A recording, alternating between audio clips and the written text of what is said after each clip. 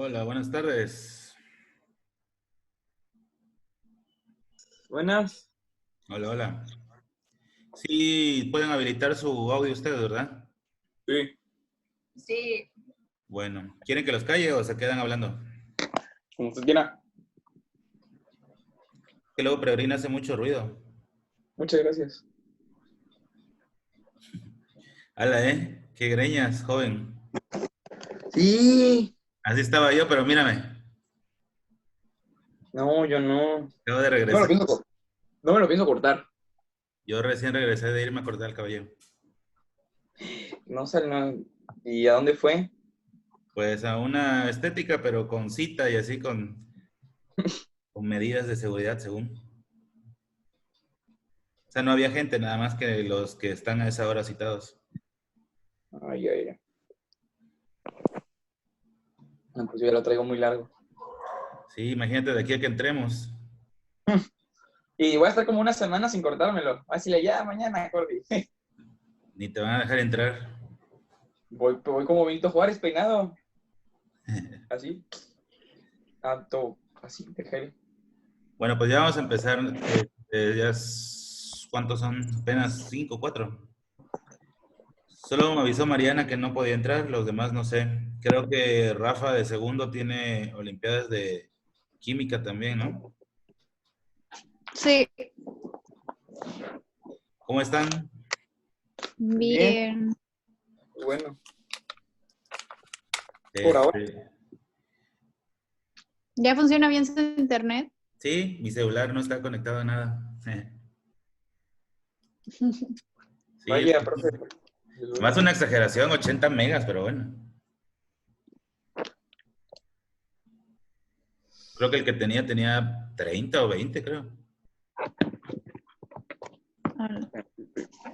Ahí está, mejor. Sí, ya vas a empezar con tus ruidos, Peregrina. No, se estaba acomodando el iPad. Ok, ya estamos bien próximos, ¿eh?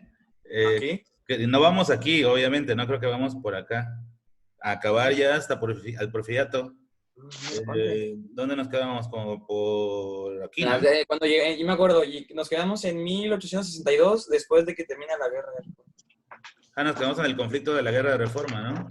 Ahí apenas la terminamos. Ajá. Vimos la intervención norteamericana, entonces, Ajá. ¿sí? Ah, nos quedamos aquí, ¿no? En el conflicto entre las leyes de reforma y por parte de los liberales y los conservadores. Ajá. Nada más que creo que me quedé estancado en esta diapositiva, ¿no? Ya no la avancé. Pero bueno, la idea era esta. ¿Saben qué es esto? Ubican este edificio. Bueno, Y este retrato, esta pintura. Relación Nacional, ¿no? Así es. ¿Y ya ven que está ondeando ahí? La bandera gringa fue el 16 de septiembre también. ¿Alguien quiere corregir a Peregrina o está correcto en su dato? No, creo que está mal. A ver, Juan Carlos, ¿qué dices? Que esa bandera ondeó otro día. ¿Quién lo dice? Ya lo dije mal, no sé. No, parece que ¿Quién se les está? fue No, Juan no Carlos, hay parece que nadie. se les fue el audio. Parece ser. Sí. Por eso, profe, diga que todos activen la cámara. Para que no estén buscando. Sí, hombre, nada más el Peregrina es el único que se... Y eso, que míralo, cómo está con eso, con ese cabello. Sí, sí, sí, sí, sí. Y es el único valiente que se muestra. Los demás ya me imagino han de tener ahí hecho un relajo el cabello. Bueno, la bandera norteamericana ondeó un día antes, el día 15, ¿no? El día 15 de septiembre, previo que había ocurrido. ¿Qué ocurrió inmediatamente en los días previos a este evento? Que es un hito así en la historia mexicana. ¿Tienes héroes, no? La batalla de Ajá. Chapultepec.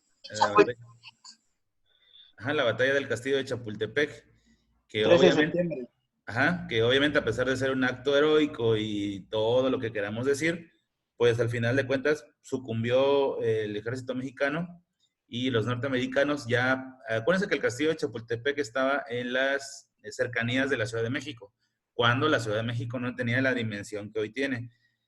Y bueno, después de la caída del castillo de Chapultepec, son capturados algunos prisioneros, entre ellos Nicolás Bravo, que es el que dicta la historia de lo que realmente ocurrió ahí. Y bueno, ahí enaltece la figura de este personaje, de Miguel Miramón. Habla acerca del acto heroico de Felipe Santiago Jicotenca, del batallón de San Blas. Sin embargo, bueno, el castillo termina sucumbiendo y las tropas norteamericanas siguen avanzando hacia el noreste del castillo y ocupan la capital, ¿no? Y la joya que era es ocupar Palacio Nacional, el Zócalo capitalino. Que el Palacio Nacional, por cierto, hablando de historia actual, había estado desactivado, ¿no? Como casa de gobierno. Es correcto. Se había utilizado el castillo de Miramar, que es el castillo de Chapultepec. Y se había utilizado la Casa Blanca, que había sido una donación por parte de Lázaro Cárdenas, para que ahí se despachara el gobierno federal. Y a partir de ahí, de Lázaro Cárdenas para acá, prácticamente había sido la casa de todos los presidentes, a excepción de este último. Los Pinos, ¿no? Y no es que estemos, no es que estemos de hablar inglés. No es que estemos de izquierdistas, no, de golpistas más bien, ¿no? Porque se supone que él es de izquierda.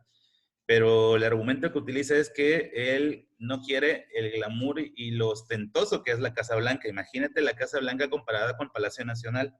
Sobre todo... Oye, Fabián. Ajá. Los Pinos, ¿no? Ajá, Los Pinos, sí, perdón. Imagínate la diferencia en obras, pues, que están allá adentro, pinturas, murales, esculturas, o sea, ¿han ido a Palacio Nacional alguno de ustedes? No, yo no. No. He pasado por afuera, pero no entro, no. Yo no sé si esté bien la proporción que hay ahí de las personas, me parece que está exagerado el tamañito de cada una de las personas, es una cosa gigantesca. Pues abarca todo un lado del Zócalo capitalino. Y según recuerdo, escuché el dato cuando iban a congelar la plancha con hielo para diciembre, que lo utilizan como atractivo turístico. Creo que tiene 220 metros. Recordemos que Los Pinos, antes de ser Los Pinos, era un rancho, el rancho de la hormiga, para ser preciso. Entonces, en ese sentido se entiende la proporción. Claro, pero lo que estamos aquí como que queriendo analizar es el argumento, ¿no? Que el presidente actual, el gobierno actual, decide cambiar esta tradición de despachar desde Los Pinos porque argumenta que es muy ostentoso el lugar y que prefiere despachar desde Palacio Nacional. O sea, es como 10 veces más ostentoso. Y bueno, en este contexto, lo de la intervención norteamericana, se firman los tratados a través de los cuales cedemos el 52% del territorio nacional. Si recuerdan el nombre del tratado, ¿no? Guadalupe Hidalgo. Ahora yo quiero hacer una pregunta. A ver. Si me permites, Fabián. Claro, el batallón de San Blas era liderado por Felipe Santiago Jicotenca, pero ¿de dónde provenían ellos? ¿De qué parte del país provenían? Sí, me acuerdo que lo dijiste, has dicho como más de 10 veces eso. Sí. No recuerdo. En Nayarit. De hecho, originalmente ahí está el puerto de San Blas, en Nayarit. Así es. Y bueno, ellos, al saber de la ocupación norteamericana, reclutaron gente en Nayarit, en los alrededores del estado, y emprendieron el camino hacia enfrentar al enemigo. Y antes de llegar a la capital, tuvieron varios choques con el ejército norteamericano, porque acuérdense que nos invaden por diferentes frentes, por el Pacífico de una menor proporción, por barco, desde el Atlántico, el Golfo de México, de hecho a través de Veracruz, y desde la frontera norte, que era mucho más lento porque esos eran en caballería. Y aparte de andar movilizando los cañones de aquella época, que incluso utilizaban todavía ruedas de madera, pues era mucho más tardado. Los primeros en llegar a la capital, obviamente, fueron los que desembarcaron en el puerto de Veracruz, que hay una mayor cercanía hacia la capital. No, hoy en día ya sabemos que el lugar más cercano es Tuxpan, ¿no? Pero en aquel tiempo era Veracruz. Y bueno, ocupan la capital, perdemos el 52% del territorio nacional, se firman los tratados de Guadalupe Hidalgo y bueno, es el final de esta historia. Oiga, en esa intervención fue cuando los poblanos salió ese famoso dicho, ¿no? Ese Sí, apodo. sí, sobre todo por la no reacción por parte Sí, sí, sí. del Estado, que está relacionado con el factor religioso, ¿no? Iglesia, ¿no? De Antes las como iglesias. estaba, de hecho, hasta hoy en día sigue siendo el Estado más creyente y donde hay Sí. mayor número de catedrales e iglesias, pues se instó a los religiosos a pactar con los norteamericanos a fin de que no destruyeran sus posesiones. Y a través de ese pacto, los religiosos en Puebla, pues instruían a la gente a que no enfrentara al norteamericano porque pues éramos hermanos, ¿no? Era ante los ojos de Dios, éramos hermanos, pero no era así por parte de ellos sí podían obviamente asesinarnos y todo esto, ¿no? Y por eso es que hay esa rivalidad entre, por ejemplo, Veracruz y Puebla, que bueno, a lo Sí. mejor ustedes que son muy jóvenes creen que es se remonta a la rivalidad por el fútbol, ¿no? Entre el fútbol del centro-sur, El pero en clásico sur. realidad es mucho más añejo que eso, no tiene que ver con este factor que mientras aquí fuimos nombrados heroicos por defender la ciudad a pesar de no tener ejército regular, los poblanos los recibieron con los brazos abiertos, ¿no? Que incluso hicieron una misa y pudieron bendecir la bandera norteamericana, esa misma bandera que en los días posteriores sería ondeada en la capital, en el Zócalo capitalino. Ahora, recordemos que uno de los factores principales de la derrota del ejército mexicano en esa batalla fue la falta de parque. El parque, pues como ya hemos platicado, pues prácticamente son las balas, las reservas de armamento incluso. Entonces, Pero evidentemente, es curioso, ¿no? sin parque no puedes continuar una guerra. De hecho, hay una frase famosa cuando llegan los americanos al castillo de Chapultepec, una vez derrotado el ejército, bueno, no, ajá, rendido el ejército, pues se comenta que si ustedes, si nosotros, si a nosotros no nos hubiera acabado el parque o si siguiéramos teniendo parque, ustedes no estarían aquí.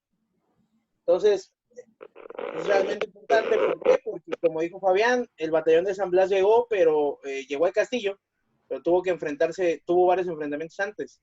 Por lo tanto, estaban pues, disminuidos tanto en número de hombres como en el parque y armamento, ¿no? Y es una de las causas por las que se pierde esta batalla.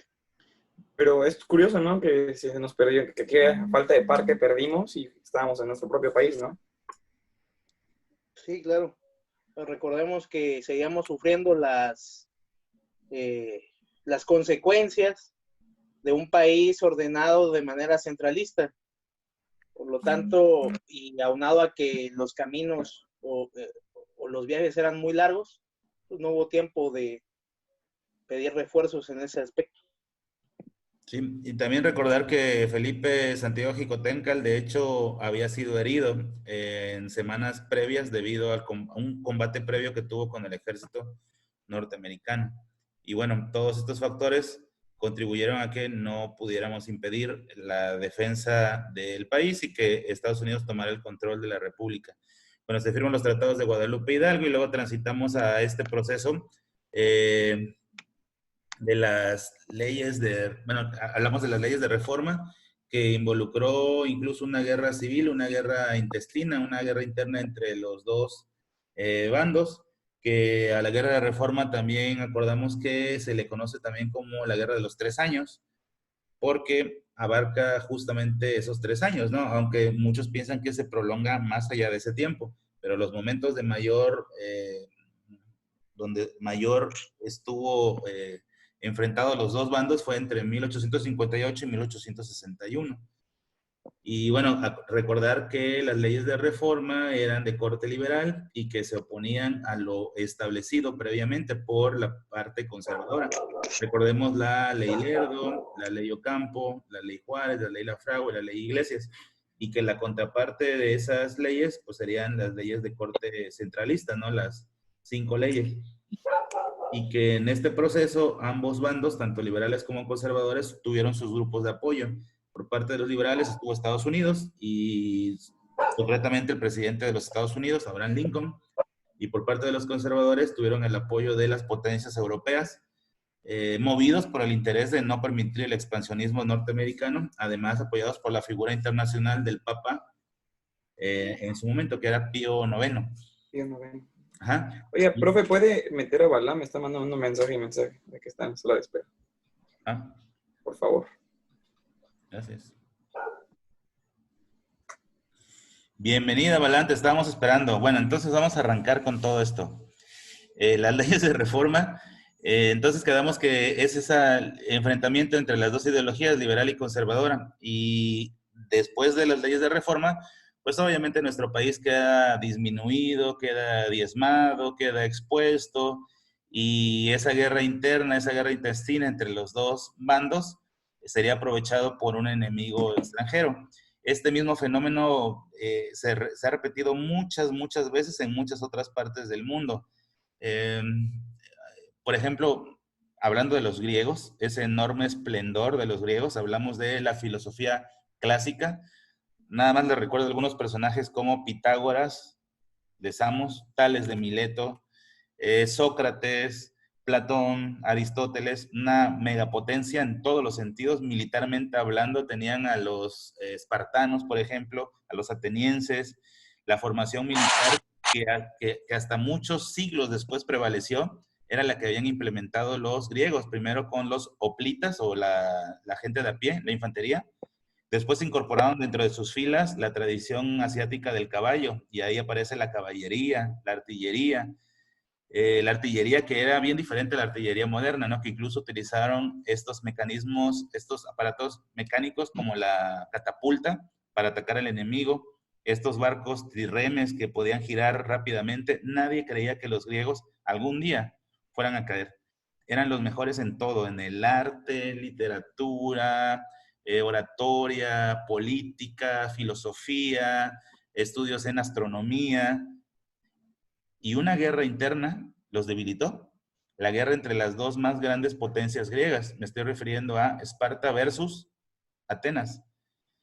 Y como quedaron tan débiles, como quedaron prácticamente destruidos, porque cada nación escogió a sus aliados, y para que me entiendan, los griegos son una enorme nación, pero estaba subdividida en pequeñas naciones. Es como decir, Veracruz se va a agarrar versus Puebla. Y algunos estados apoyan a Veracruz y otros apoyan a Puebla. Nadie apoyaría a Puebla, ¿eh?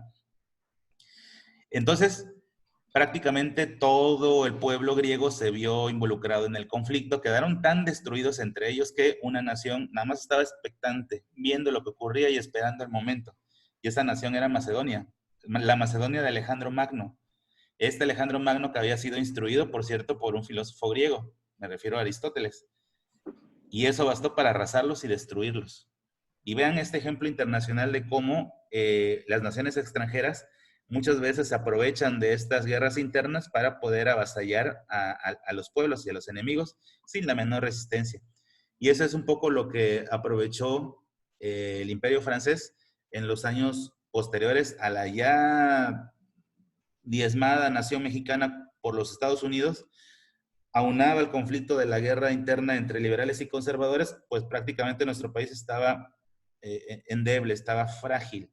Y eso aprovecharon para hacer la intervención francesa. Acuérdense que ellos habían sido invitados a participar por parte de los conservadores. La intervención es un pretexto cualquiera y tiene que ver con el no pago de la deuda externa por parte de Benito Juárez. Y eso provocó que las tres naciones europeas, que por cierto eran las más poderosas, sobre todo Inglaterra y Francia, hicieran una alianza que se le conoció como la Triple Alianza, intervinieran a nuestro país y bueno, fuera el comienzo de la intervención. Y en los años posteriores el imperio francés o el segundo imperio, porque acuérdense que ya habíamos tenido un imperio, pero había sido el imperio mexicano, el de Iturbide, y este sería el segundo imperio. Entonces, bueno, ahondar un poco más en detalles para que recuerden. Acuérdense que la causa fue que la suspensión del pago de la deuda externa. Intervienen las tres naciones europeas que se le llaman Triple Alianza: España, Inglaterra, Francia. Se hace un intento para que no haya un conflicto, se firman unos tratados tratando de convencer a la Triple Alianza de que no hubiera una agresión bélica. ¿Recuerdan cómo se el tratado? Los tratados de soledad. Sí. Oigan, Chelsea. Luego. Valeria Zárate. ¿Dónde está? Vero Molina. Se me hace que nada más abren aquí y se van por ahí. Vero, ¿estás aquí? Sí, es que se me traba y no escucho bien, pero sí, estoy aquí. Prendan su cámara. ¿Y quién recién entró? A Balam. Balam, ¿estás ahí? Hola, Hola. Oigan, ¿por qué nada más Peregrina? Peregrina tiene nada más prende su cámara, ¿a eso se refiere? No, Que ¿por qué porque nada nomás más yo Peregrina hablo. interviene? Ah, pues no sé, Peregrina es muy inteligente. sí, yo lo estoy escuchando y pues lo estoy dejando hablar. Sí, aprendo más escuchando a Peregrina que hablando yo. Sí, así son las cosas. Enseguida con sus argumentos, ya me convencieron. Ajá. Bueno, total que sí, efectivamente, Peregrina, se llaman los Tratados de la Soledad, que se firmaron en 1862, ¿no? En el mes de Sí. febrero. Y bueno, hay un personaje que se encarga por parte de México de firmar esos tratados, ¿lo recuerdan? Peregrina, ¿no? Manuel Doblado. Ah, Sí, ¿no? sí. Por eso A ver, ¿Y Peregrina, quién era Manuel Doblado? ¿Qué papel desempeñaba en el gobierno? Ay, la UADB. Ah, está facilísimo. ¿Qué hizo? Bueno, ¿Negoció un tratado con quién? sí, pues con la Triple Alianza, ¿no? Ajá. Secretario de Relaciones Internacionales, algo así. Ministro, antes eran ministros, acuérdense. Ah, lo voy a recordar por Harry Relaciones Potter. Exteriores. así es, y prospera el tratado con Inglaterra y con España, no así con Francia. Y Francia pues decide quedarse en nuestro país, hacer la intervención, y mientras tanto la alta jerarquía conservadora viaja a Europa a traer a Maximiliano o a convencer a Maximiliano para que llegue a gobernar a nuestro país. Para Le- hacer un apunte, Fabián, ¿sí? recordemos que Francia no es que no aceptara porque no le conviniera el tratado de la renegociación de la deuda. Recordemos que Francia simple y sencillamente está esperando un motivo en cualquier parte del mundo para ir a invadir, algo parecido a lo actual con los Estados Unidos, ¿no? Solamente espera cualquier pretexto para brindarle a los países libertad. Pero bueno, en ese sentido ya teníamos un preliminar con Francia, que había sido la guerra de los pasteles.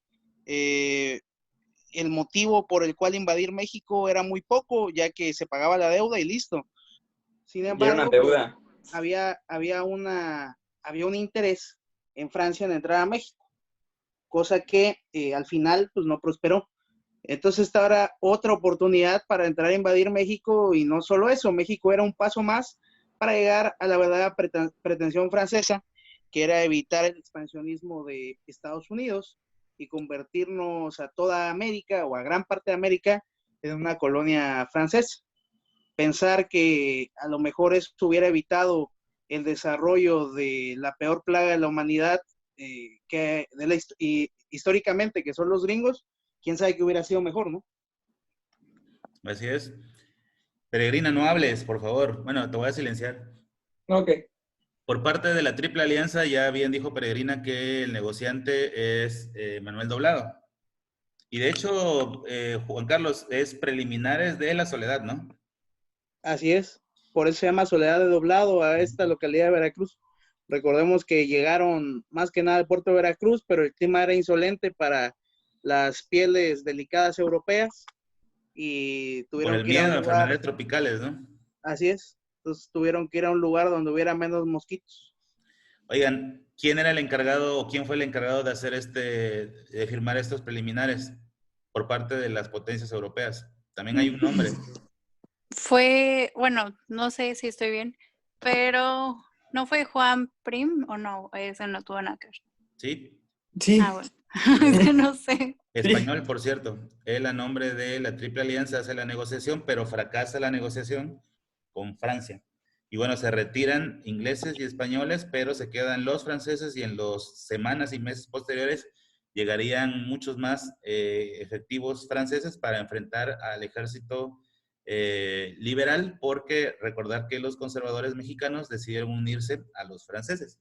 Y es ahí donde nuestra historia hace una crítica severa respecto a los conservadores, ¿no? Que son como que vendepatrias, como que el malinchismo, como que es traición. Pero bueno, siempre que analicemos algún hecho histórico, habría que considerar hacer un análisis respecto al contexto, porque de lo que estamos aprendiendo es no dejarnos llevar por la primera impresión, sobre todo a ustedes los de ciencias sociales que estamos llevando estos temas. Y entonces habría que analizar la situación, lo que realmente ocurrió en ese momento, porque el contexto juega un papel muy importante. Mismo caso del por qué los tlaxcaltecas, por qué los empualtecas apoyaron a los españoles. Y no es por malinchismo, es justamente por que habría que analizar realmente el contexto y no nada más por la parte que está escrita de la historia, que muchas veces es tendenciosa o a veces comete omisiones, aunque la mayoría de las veces es tendenciosa y no tanto que haya omisiones. Pero sí, bien, Vero, ese es el personaje. Y bueno, el líder francés de aquella época era Napoleón III. En esos años le tocaba gobernar a Napoleón III, que también se caracterizó por su política expansionista. Y bueno, empieza esta lucha o esta guerra entre liberales y conservadores, pero ahora con apoyo francés los conservadores. ¿Qué pasa con el bando liberal? El bando liberal, ¿por qué no le hace frente de manera adecuada a los conservadores si ellos tenían el apoyo norteamericano? Y aquí es donde vale la pena recordar que los norteamericanos estaban recién saliendo o en pleno cierre de su conflicto que tuvieron entre ellos mismos. También tuvieron una guerra civil. Y esta guerra es la guerra de secesión. Y ahí sí se repite el oportunismo francés. Imagínate qué oportunidad tan flamante para Francia. México, la puerta de entrada. Una guerra intestina entre ellos que les facilitaría su entrada. 2, Estados Unidos también estaba en una guerra interna, la guerra de secesión. Y entonces era el momento oportuno y preciso para poder hacer el intervencionismo europeo. Y fíjense que a pesar de que Inglaterra y España se retiran, seguramente si hubiera triunfado, si hubieran tenido mayores éxitos los franceses y no hubiera la resistencia por parte de los liberales y ahí la defensa nacional por parte de Juárez, pues muy probablemente hubiera venido Inglaterra a apuntalar y apoyar a los franceses y ahí ambos hubieran decidido hacer una intervención militar en contra de Estados Unidos. Y ahí la historia hubiera sido completamente diferente. ¿Recuerdan esta película del efecto mariposa? Ajá. Todo hubiera sido diferente. No tendríamos al vecino que hoy tenemos, el idioma sería diferente, el tipo de relaciones internacionales sería diferente, no sé qué hubiera pasado en la Primera y Segunda Guerra Mundial. Es decir, no podemos determinarlo, pero lo que sí sabemos es que hubiera hecho una serie de cambios importantes en la historia del siglo XIX y XX. Hubiera sido todo completamente diferente a lo que realmente fue. Por eso mismo hay una carta de agradecimiento de Lincoln. Que, es una carta a Juárez agradeciéndole la heroica resistencia del ejército mexicano después de la batalla de Puebla, que en realidad pues la batalla de Puebla no es que hayamos ganado la guerra, perdimos la guerra porque pues, el resultado incluso fue el imperio Maximiliano. Sin embargo, fue muy difícil para los franceses y los franceses creían que no lo iba a hacer tanto el enfrentarse al ejército mexicano. Hubo una resistencia, como dijo Lincoln, heroica y retrasó esta avanzada que tenían los franceses en mente para ir a Estados Unidos. Eso le dio tiempo a Estados Unidos de arreglar sus problemas internos más o menos y estar preparados, digamos, para cualquier tipo de invasión francesa que a la larga pues, no se dio. Y bueno, aquí aparecen las figuras conservadoras por parte de Francia de Aquiles Bazaine, con Z de grande, ya lo deben de tener por ahí apuntado, parece que es simple, un repaso, y también del conde de Lorenzés. Estos dos son los que encabezan por parte de Francia el movimiento acá, y que reciben el apoyo también de otros notables conservadores, como el héroe de la batalla de Chapultepec, si recuerdan su nombre. El niño héroe, en realidad, presidente. Miguel Miramón, que fue presidente a los 27 años de edad de la... Así mero, junto con Tomás Mejía, que por cierto también sería fusilado junto a Maximiliano, serían esos tres. Y también ahí falta el personaje que fue a Europa a negociar con... Almonte, el hijo bastardo de Morelos. Juan Nepomuceno Almonte. Que por cierto, él no muere fusilado en 1867 en el Cerro de las Campanas, pero sí muere 2 años después, en 1869.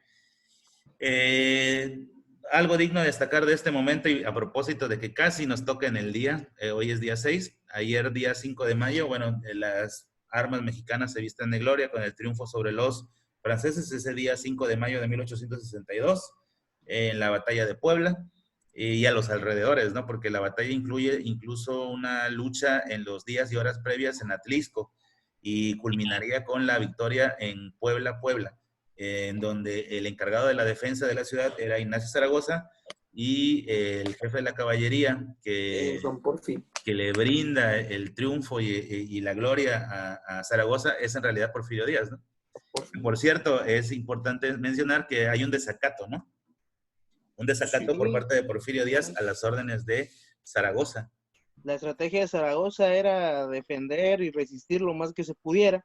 Don Porfi por atrás. Porfirio propuso una estrategia, pues sí arriesgada, pero era la única forma de ganar la batalla y dar tiempo para que el ejército francés se retirara y las tropas mexicanas pudieran descansar. Pues esto es prácticamente que con el conocimiento del terreno que tenía el ejército mexicano pudiera llegar por atrás con la caballería.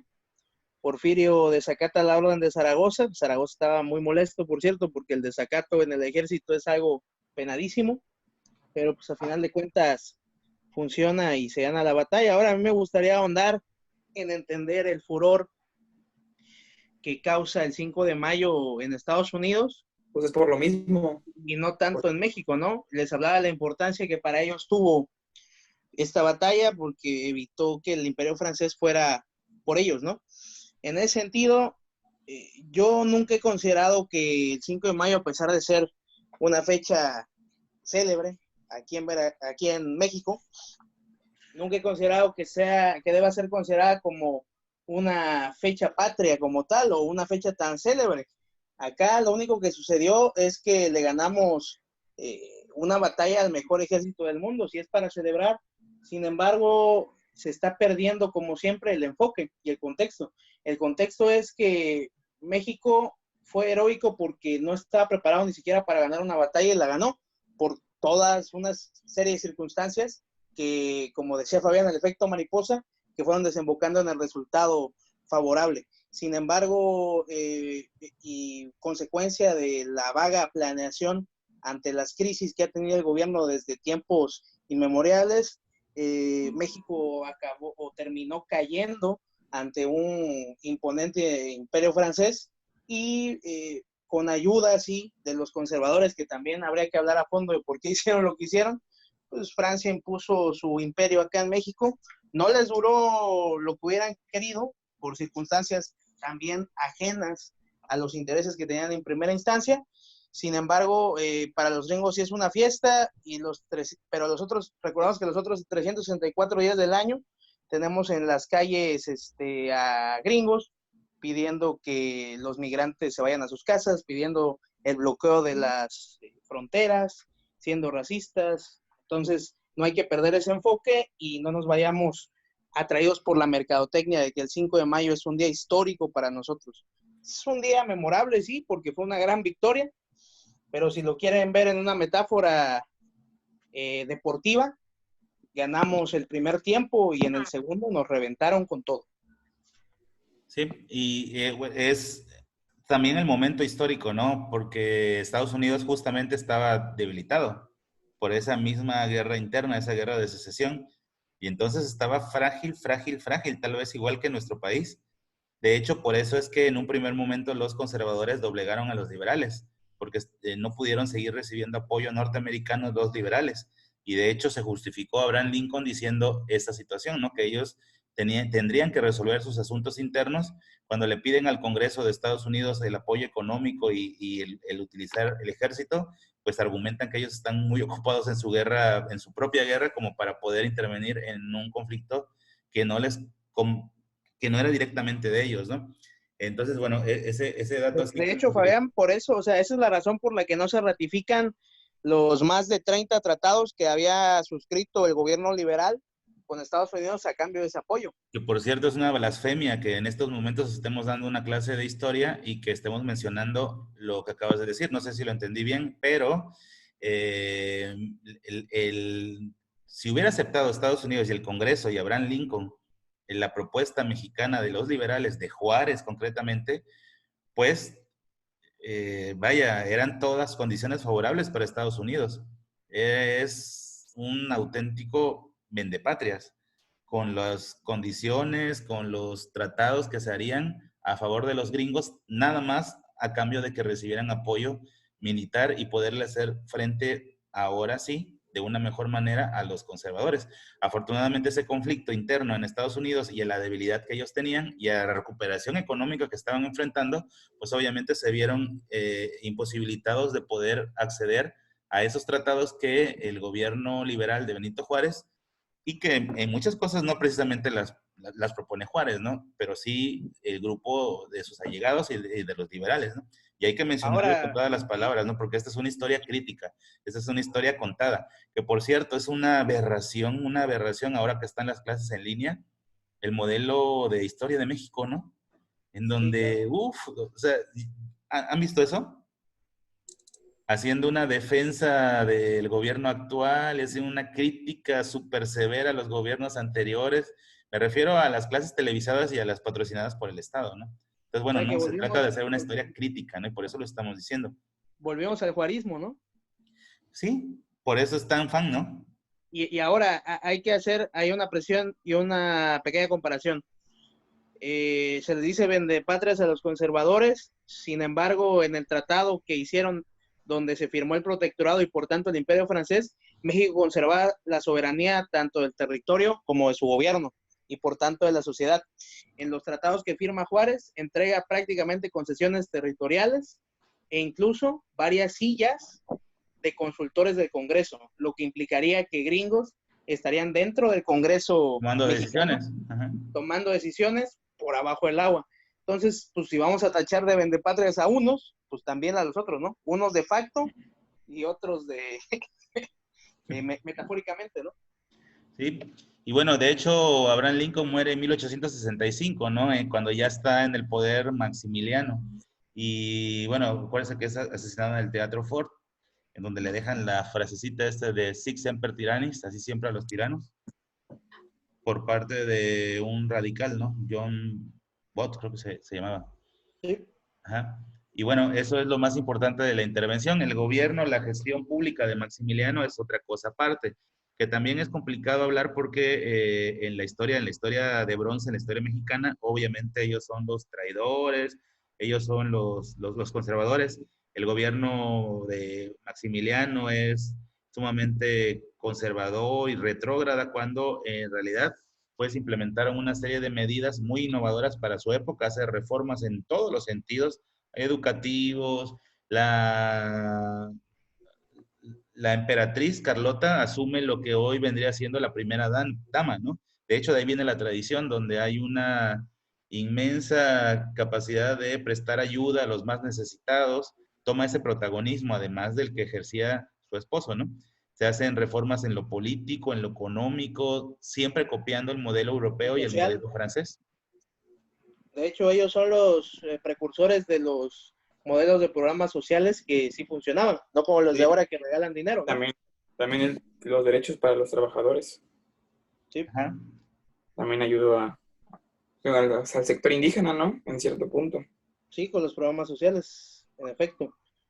Así es, y bueno, llega al trono en 1864, tiene un gobierno pues corto porque en 1867 es fusilado en el Cerro de las Campanas, como ya sabemos, un 19 de junio de 1867 junto con Tomás Mejía y Miguel Miramón, y ahí acaba tanto la intervención francesa como el imperio francés, en donde tuvimos la oportunidad de transitar hacia un modelo diferente a lo que habíamos experimentado, que no tuvimos chance ni oportunidad de poder ver los reales resultados, o si los hubiera, ¿no?